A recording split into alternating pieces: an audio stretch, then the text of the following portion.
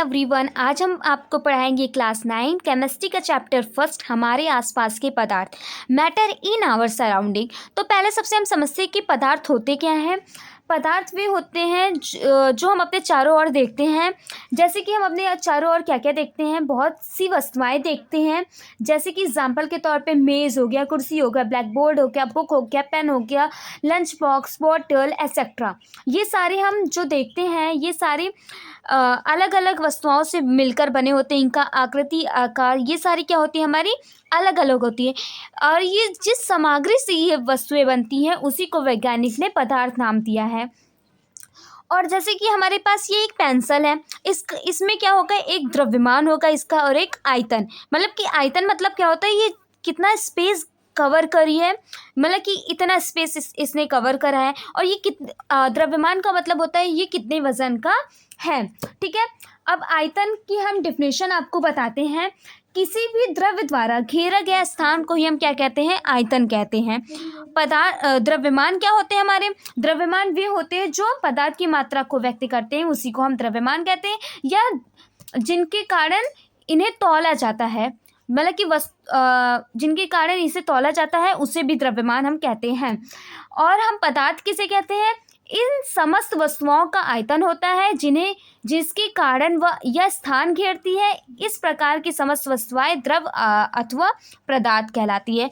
द्रव्य को भी हम पदार्थ कहते हैं। अब जैसे कि एक डेफिनेशन ये भी हो सकता है, इस विश्व में प्रत्येक वस्तु जिस सामग्री से बनी होती है उसे वैज्ञानिक ने कौन सा नाम दिया है, पदार्थ नाम दिया है। एग्जाम्पल के तौर पे हवा। अब आप लोग बताइए मुझे कमेंट में, हवा में पदार्थ होते हैं या नहीं। हवा में भी हमारे क्या होते हैं, पदार्थ होते हैं। जैसे कि आप इसका एक्सपेरिमेंट बॉल से या तो बैलून से करिएगा। अब जैसे कि आप बैलून लिए, उसको आप तौलेंगे तो हमारे जैसे कि 1 kg का है, ठीक है।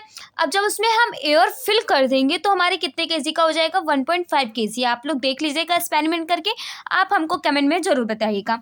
फिर उसके बाद हम आते हैं जो प्राचीन काल से ही मनुष्य अपने आसपास को समझने का प्रयास करता है। भारत के प्राचीन देखिए, जो पदार्थ होते हैं उनके 5 मूल तत्व होते हैं। ये बहुत ही इंपॉर्टेंट पॉइंट है, आप लोग इसको अंडरलाइन, इसको अच्छे से याद कर लीजिएगा, ये पेपर में ज़रूर पूछे जाते हैं क्वेश्चन। तो जो पदार्थ होते हैं ये 5 मूल तत्वों से वर्गीकृत होते हैं। मतलब कि जो पाचन तत्व होते हैं वो चाहे वो सजीव हो या निर्जीव हो, ये 5 चीज़ों से ही मिलकर बने होते हैं। जैसे कि वायु हो गया, पृथ्वी हो गया, अग्नि, जल और आकाश। उसके अनुसार इन्हीं पाचन तत्वों से सभी वस्तुएं क्या होती हैं, बनती है, चाहे वो सजीव हो या निर्जीव हो, जैसा कि मैंने आपको बताया। अब हम क्या पढ़ते हैं, पदार्थ का भौतिक स्वरूप। पदार्थ का भौतिक स्वरूप क्या होते हैं, हमारे चारों ओर जो विद्यमान विभिन्न प्रकार के पदार्थ होते हैं वास्तव में कुछ मौलिक कणों से मिलकर बने होते हैं। कौन सी कणों से मिलकर बने होते हैं, ये मौलिक कणों से मिलकर बने होते हैं। ठीक है, ये जो कण होते हैं वो किस प्रकार के हैं, ये कण बहुत ही सूक्ष्म कणों से मिलकर बने होते हैं। पदार्थ कणों से मिलकर बना होता है। ठीक है, जो पदार्थ होते हैं वो हमारे, जैसे कि हमारी पेंसिल ही बहुत ही छोटे कणों से ये हमारी पेंसिल मिलकर बनी है। ठीक है, एग्जाम्पल के लिए मैंने आपको ये बता दिया। अब जैसे कि हमारी जो कुर्सी हो गया, मेज़ हो गया, ये भी हमारे क्या होते हैं, छोटे छोटे पार्टिकल से मिलकर बने होते हैं। ठीक है, इसका हम एक वो करते हैं एक्सपेरिमेंट। अब यहाँ पे आप देख सकते हैं ये हमारा क्या है, एक्सपेरिमेंट है। जो हमारे पदार्थ होते हैं वो कितने छोटे होते हैं ये हमें पता चलेगा ये एक्सपेरिमेंट करने के बाद।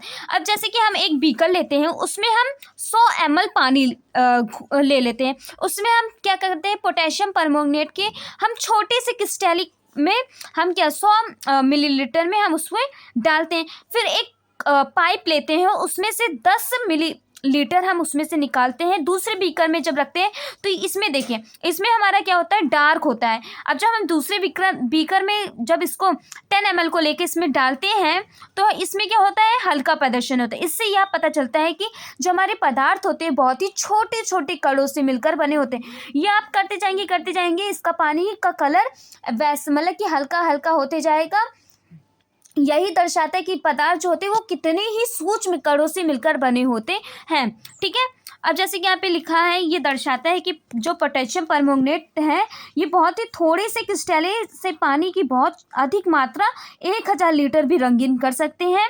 ये मतलब कि जैसे कि हम थोड़ा सा भी अगर हम पोटेशियम परमैंगनेट लेंगे तो ये बहुत ही थोड़े 1000 लीटर में भी रंगीन कर सकते हैं। ये बहुत ही सूक्ष्म कणों से मिलकर बने होते हैं, इसमें बहुत ही छोटे छोटे कण से ये विभाजित होते हैं। अब अगर हम इसकी जगह पोटेशियम परमैंगनेट की जगह अगर हम 2 लीटर डेटॉल लेंगे, फिर भी अगर हम उसको डालते रहेंगे उसकी सुगंध हमारी मुझे आती रहेगी। इसीलिए बताया है कि जो पदार्थ होते हैं बहुत ही छोटे कणों से बने होते हैं, इतने छोटे कणों से मिलकर बने होते हैं जिनकी हम कल्पना भी नहीं कर सकते हैं। अब हम आते हैं पदार्थ के कणों के अभिलाक्षी गुण। अभिलाक्षी गुण कौन कौन से होते हैं? तो पदार्थ के कणों के बीच क्या होता है? पहले सबसे रिक्त स्थान होता है। रिक्त स्थान, जैसे कि अब हम चीनी और पानी, आप लोग नींबू पानी बनाते होंगे, अगर हम जब ग्लास में चीनी डालते तो उसकी मात्रा बढ़ती क्यों नहीं है? हम जैसे कि चीनी डाल रहे हैं तो पानी के अंदर जब डालेंगे तो उसकी मात्रा बढ़नी चाहिए, लेकिन वो नहीं बढ़ता है। ऐसा क्यों होता है? क्योंकि जो पदार्थ होते हैं उनके बीच में क्या होता है? रिक्त स्थान होता है। इसी वजह से जो हमारा, जब हम चीनी और पानी को घोलते हैं या चीनी नमक को जब हम घोलते हैं तो उसमें क्या होते हैं, उसके जो पार्टिकल्स होते हैं वो रिक्त स्थानों के बीच में क्या हो जाते हैं? समावेशित हो जाते हैं।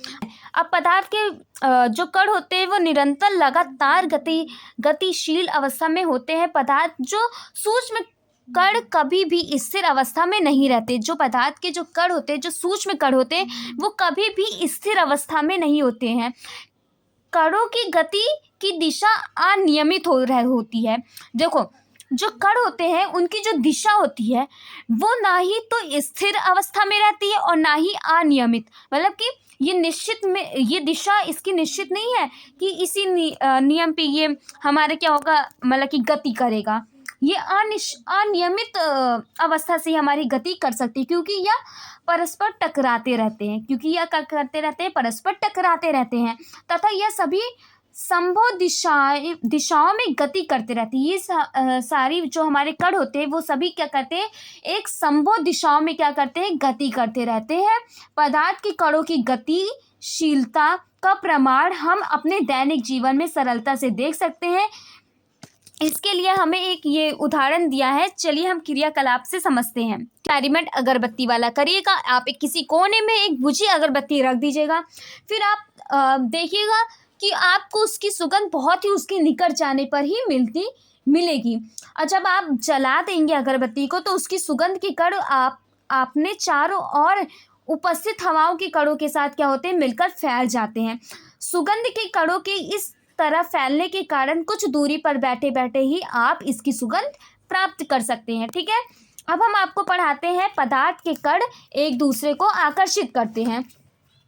तो पदार्थ के कण एक दूसरे को आकर्षित करते हैं, जो उसमें जैसे कि एक उदाहरण है, ये एक श्रृंखला बनाई गई है। इसमें एक दूसरे को पीछे से कसकर पकड़ लिया गया है, फिर दूसरा समूह एक दूसरे का हाथ पकड़कर मानव श्रृंखला बना ले। ये आप श्रृंखला बना के आप एक्टिविटी कर लीजिएगा। हम आपको बताते हैं कि जो पदार्थ के कण होते हैं वो एक दूसरे को आकर्षित करते हैं। इसके मध्य लगने वाला आकर्षण बल पदार्थ के अस्तित्व को बनाए रखते हैं। अब जैसे कि हम अगर लेते हैं जल का अस्तित्व, जल के अणुओं के मध्य लगने वाला आकर्षण बल होता है। आकर्षण बल सबसे अधिक किसमें होता है? हम आपको बताते हैं। जैसे कि आकर्षण बल हमारा सबसे अधिक किसमें होता है? सबसे प्रबल हमारा उसमें गैस में तो बहुत ही कम होता है, द्रव्य में हमारा माध्यम होता है और ठोस में सबसे ज़्यादा हमारा क्या होता है? आकर्षण बल होता है। ठीक है, अब हम आगे बढ़ते हैं। ये एक्टिविटी आप लोग घर पे करिएगा, फिर हमको बताइएगा कि कैसा है कैसा नहीं है। आप लोग ये बताइएगा। कुछ नहीं समझ में आ रहा है तो भी आप हमें बताइएगा। अब हम आते हैं पदार्थ की अवस्थाएं पढ़ेंगे। पदार्थ की कितनी अवस्थाएं होती हैं? आप लोग कहेंगे 3, नहीं 5 होते हैं। तो हम आपको बताएंगे कि 5 कौन कौन सी अवस्थाएं होती हैं। पहली अवस्था तो ठोस, द्रव, गैस, यहाँ पे जो लिखा है। और चौथी अवस्था हमारी क्या होती है? प्लाज्मा। पदार्थ की अगर आपसे कोई पूछ ले पदार्थ की चौथी अवस्था कौन सी होती है, तो वो हमारी कौन सी होती है? प्लाज्मा। प्लाज्मा जो होता है हमारा, वो कौन से ताप पर होता है? वो हमारी उच्च ताप पर होता है। ठीक है, और एक हमारा 5वां अवस्था है, वो उसको हम कहते हैं बोस-आइंस्टाइन कंडेंसेट। ये हमारे निम्न ताप पर होता है। तो पहले सबसे हम समझते हैं कि हमारा ठोस अवस्था क्या होता है। तो ठोसों का आकार आकृति सब क्या होता है हमारे निश्चित होते हैं। ठोसों का आकार आकृति हमारा क्या होता है, निश्चित होता है। और इसमें जो अंतराण्विक आकर्षण बल है ये इसमें क्या होता है, प्रबल होता है। इसमें जो स्थान होते हैं वो बहुत ही नगण्य होते हैं। इसमें ठोसों में स्थान नहीं होते हैं। ठोसों में स्थान क्या होते हैं, नगण्य होते हैं। सबसे ज़्यादा स्थान हमारा गैस में पाया जाता है। तो हम समझते हैं कि जो हमारे ठोस होते हैं उनका जो आकार होता है वो कैसा होता है। आपको पता है उनका आकार कैसा होता है, निश्चित होता है। निश्चित क्यों होता है, क्योंकि अणुओं के निश्चित स्थानों पर रहने के कारण ठोसों का आकार भी निश्चित होता है। किसके कारण होता है, अणुओं के निश्चित स्थानों पर रहने के कारण ही क्या होता है, ठोसों का आकार भी निश्चित होता है। इसमें ज़्यादा कुछ नहीं लिखा है, मैं आपको बताती हूँ। इसमें बेसिकली इसमें ज़्यादा हमारे एग्जाम्पल लिखे हैं, लेकिन फिर मैं आपको बताती हूँ अच्छे से कि जो हमारे आकार होते हैं वो हमारे किसमें होते हैं, अणुओं के निश्चित स्थानों पर रहने के कारण इसमें क्या होता है, ठोसों का आकार कैसा होता है, निश्चित होता है। आयतन क्यों निश्चित होता है, ठोसों पर समानता दाब डालने पर इनके आयतन में परिवर्तन नहीं होता। अगर हम ठोस को, अब जैसे कि ये पेंसिल है, इसको हम खूब दबा रहे हैं, खूब मोड़ रहे हैं, खूब वो कर रहे हैं, ये तो हमारी टूट नहीं रही है। जब तक हम इस पर कोई बाह्य बल मतलब जब तक हम इसे जैसे कि किसी चीज़ से तोड़े ना, तब तक ये टूटेगी नहीं। ठीक है, ऐसी ही है। इसका आकार जो होता है वो क्या होता है, जब हम इसको दबाते हैं, करते हैं, कुछ भी करते हैं तो इसके आकार में परिवर्तन नहीं आता है।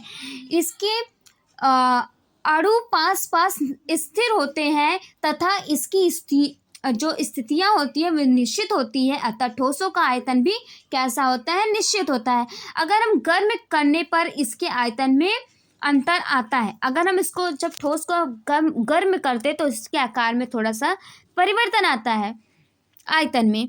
लेकिन अभी हम समझते हैं कि जो हमारा आकार आयतन होता है वो हमारा क्या होता है, निश्चित होता है। आकर्षण बल हमारा, आपको हम पहले ही बता चुके हैं, आकर्षण बल इसमें क्या होता है, प्रबल होता है। ठीक है, ठोसों में अणु अत्यधिक पास स्थिर होते हैं, इसलिए इसमें अंतराण्विक जो हमारा आकर्षण बल होता है बहुत ही अधिक होता है, और अंतराण्विक स्थान जो होता है वो बहुत ही हमारा कम होता है। ठीक है, अब हम घनत्व आते हैं। इसमें ज़्यादा कुछ है नहीं, मैं आपको ऐसे ही ओरली बता रही हूँ। इसमें मेनली बस एग्जाम्पल है, तो आप ये सब अच्छे से समझिएगा। मैं ओरली बता रही हूँ, आप लोग या किसी कॉपी में नोट कर लीजिएगा। अगर आपको इसका PDF चाहिए तो आप लोग मुझे कमेंट में बताइएगा, तो मैं आपको इसका PDF सेंड कर दूँगी, मतलब कि भेज दूँगी। ठीक है, फिर घनत्व, हम ठोसों का घनत्व कैसा होता है। जो ठोस होते हैं, ठोसों में जो बहुत ही इसके अणु जो होते हैं वो परस्पर इतने पास इतने अत्यधिक निकट होने के कारण ही इसमें घनत्व जो होता है वो सबसे अधिक होता है। ठीक है, इतना बात समझ में आए। यही हमारे ठोस हो गए। ठोसों का आकार आयतन निश्चित होता है, आकर्षण बल इसमें प्रबल होता है, और जो घनत्व होता है वो भी सबसे अधिक इसमें पाया जाता है, और जो अंतराण्विक स्थान होता है वो बहुत ही कम पाया जाता है। ठीक है, अब हम आते हैं द्रव्य पे। उदाहरण पहले हम आपको बताते हैं, जैसे कि मैं एक उदाहरण बताऊंगी, बाकी आपको B और C वाला आपको खुद से समझ के करना है। ठीक है, इसमें क्या दिया है, रबड़ बैंड को क्या माना जाएगा, क्या खींचकर इसका आकार बदला जा सकता है, क्या ये ठोस है। तो जो रबड़ को हम क्या मानेंगे, ठोस मानेंगे। क्या खींचकर इसका आकार बदल सकता है। जब हम खींचते तो बदल जाता है, लेकिन हम जब रबड़ को छोड़ते तो इसका आकार वैसे ही आ जाता है, इसलिए इसको हम क्या कहेंगे, ठोस कहेंगे। ये दोनों आप अपने मन से करिएगा, कमेंट में आप हमको इसका बताइएगा। अब जैसे कि यहाँ पे लिखा है, बाह्य बल लगाए जाने पर रबड़ का आकार क्या होता है, बदलता है, और बल हटा लेने पर यह पुनः अपने मूल आकार में आ जाता है। अत्यधिक बल लगाने पर यह टूट सकता है, लेकिन यह अपने आकार को नहीं बदल सकता। जब बाहरी बल लगेगा तभी इसका आकार में परिवर्तन आता है। अब हम आते हैं द्रव्य पे। अब हमारे द्रव्य होते क्या हैं, तो ये हमारा द्रव आ गया। द्रव्य में क्या होता है, जो आकार आकार द्रव्य का आकार नहीं होता, आयतन इसमें निश्चित होता है। जिस बर्तन में जैसे हम रखा जाए तो ये उसका उसी का ये आकार लेते हैं। मतलब कि जैसे कि हमारे पास पानी है, जैसे हम ये जिस बर्तन में हम रखेंगे उसका ये आकार ले लेती है। ठीक है, जैसे कि हमारे पास पानी है, हमने एक बॉटल में पानी लिया, उसको हम एक प्लेट में रख लिए तो ये क्या करती है, उसी का आकार ले लेती है। इसीलिए इसका क्या होता है, आकार निश्चित नहीं होता है। ठीक है, अब हम बताते हैं आपको द्रव का आकार, आयतन।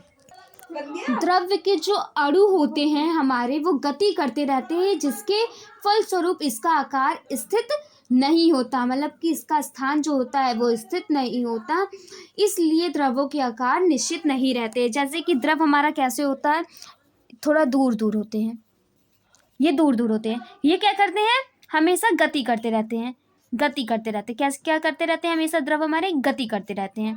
ठीक है, इसीलिए इनका आकार क्या है, स्थिर नहीं है। आयतन की बात करते हैं, जो द्रव होते हैं वह अणु की सीमा के अंदर ही क्या होते हैं, स्वतंत्र रूप से गति करते रहते हैं। ठीक है, किंतु वे उसके ऊपरी पृष्ठ को नहीं छोड़ पाते हैं। जब कोई अणु द्रव्य की ऊपरी सतह पर पहुंचता है तो द्रव्य के अंदर के अणु उसे आकर्षित करते हैं। मतलब कि जब कोई अणु होता है, जब द्रव्य के ऊपर की सतह पर पहुंचता है तो द्रव्य के अंदर के अणु क्या करते हैं, उसको आकर्षित करते हैं। द्रव्य की ऊपरी सतह को भेद कर बाहर नहीं जा पाता है, यही कारण है कि द्रव्य में आयतन निश्चित होता है। ठीक है, अब हम द्रव्य में जानते हैं तरलता कैसे होता है। द्रव्य में जो तरलता होता है, तरलता मतलब, तरलता को इंग्लिश में फ्लूइडिटी कहते हैं। तरलता का मतलब होता है बहने का गुण। बहने का गुण हमारा होता है द्रव्य में। अणुओं की गतिशीलता के कारण ही तरल होते हैं। ये द्रव्य जो होते हैं वो तरल उसके अणु के बल पर ही निर्भर करता है। सांद्र द्रवों में अणु कम गतिशील तथा तनु द्रवों में आकर्षण बल अधिक होता है। आप लोग इसको अच्छे से नोट कर लीजिएगा, मैं आपको समझा रही ओरली, इसमें इतना कुछ नहीं लिखा, इसमें ज़्यादा एग्जाम्पल ही लिखा हुआ है। अब आपको तरलता समझ में आई। तरलता जो हमारा होता है वो किस में पाया जाता है, द्रव्य में पाया जाता है और गैस में पाया जाता है, क्योंकि द्रव और गैस में दोनों में क्या होता है, बहने का गुण होता है। लेकिन हमारा ठोस में बहने का गुण नहीं होता, इसलिए हमारा जो तरलता है वो ठोस में नहीं पाया जाता है। अब हम आते हैं गैसीय अवस्था में। तो गैस के पार्टिकल्स तो वाकई में ऐसे होते हैं, एक इधर है, एक इधर है, एक इधर है। ये इसके पार्टिकल्स बहुत ही ज़्यादा क्या होते हैं, दूर दूर होते हैं। इसमें क्या होता है, इसका ना ही आकार निश्चित होता है और ना ही आयतन निश्चित होता है। आकार क्यों नहीं निश्चित होता है, हम इसको पढ़ते हैं। गैस के अणु गतिशील अवस्था में रहते हैं अथवा इसके स्थान स्थिर नहीं होते, क्योंकि ये किसमें होते हैं, गैस के जो अणु होते हैं वो हमेशा क्या करते हैं, गति करते रहते हैं, इसलिए इसमें आकार निश्चित नहीं है। गैसों के आकार अनिश्चित होते हैं। जिस भी पात्र में गैस भरी जाती है उसमें समान रूप से फैल जाती है। जैसे कि अभी हम किसी भी पात्र में अगर हम गैस को फिलअप करते हैं तो उसमें उसी का आकार लेके, मतलब कि उसी में फैल जाती है अच्छे से, मतलब कि उसी में क्या होती है, फैल जाती है हमारी जो होती है गैस। ठीक है, इतना समझ में आया। और हम आपको बताते हैं अब आयतन क्या होता है। आकार क्या होता है कि जो गैस होते हैं वो अणु गतिशील अवस्था में रहते हैं, अर्थात उनके स्थान स्थिर नहीं रहते हैं। जैसे कि अगर हम गैस को किसी भी पात्र में रख दें तो वो उसी पात्र में क्या होती है, भरी जाती है। अब हम आते हैं आयतन हम पढ़ते हैं। आयतन हमारे क्या होते हैं, आयतन के अणु स्वतंत्र पूर्वक तीव्र वेग से अनियमित रूप से भी संभव दिशाओं में निरंतर गति करते रहते हैं।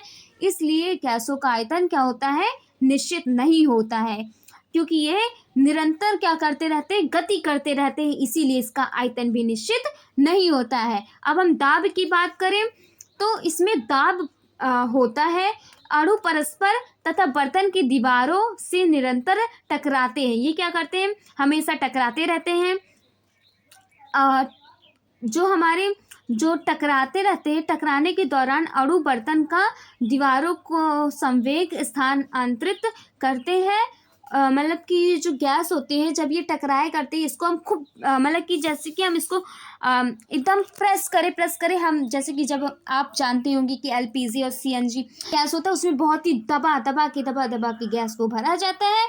तो इसमें जो दाब होता है गैसों में क्या होता है, बहुत ही अधिक होता है, दाब भी इसमें होता है। अब हम आगे पढ़ते हैं गतिज ऊर्जा के बारे में। जो गैसीय अवस्था होती है इसमें गतिज ऊर्जा सबसे अधिक पाई जाती है, क्योंकि जब गैसीय अवस्था में जो हमारी ऊर्जा होती है वो गति ऊर्जा में क्या होती है, बदल जाती है। गैस की गतिज ऊर्जा अधिक होती है, गैसों की गतिज ऊर्जा सबसे अधिक होती है। ठीक है, इसका आप जो हमारे क्रियाकलाप है ये आप लोग अच्छे से समझिएगा, बाकी मैं आपको बता दी हूँ। ये देखिए यहाँ पे सीएनजी और एलपीजी आ गया, इसका उपयोग करते हैं। संपीड़न क्या होता है, संपीड़न भी हमारा क्या होता है, गैसों में सबसे अधिक पाया जाता है। ठीक है, संपीड़न किसे कहते हैं, जो गैसों में सबसे अधिक पाया जाता है, जो द्रव्य में माध्यम पाया जाता है, और हमारा किसमें, ठोस में बिल्कुल भी नहीं पाया जाता है। अब हम आते हैं नेक्स्ट टॉपिक पर।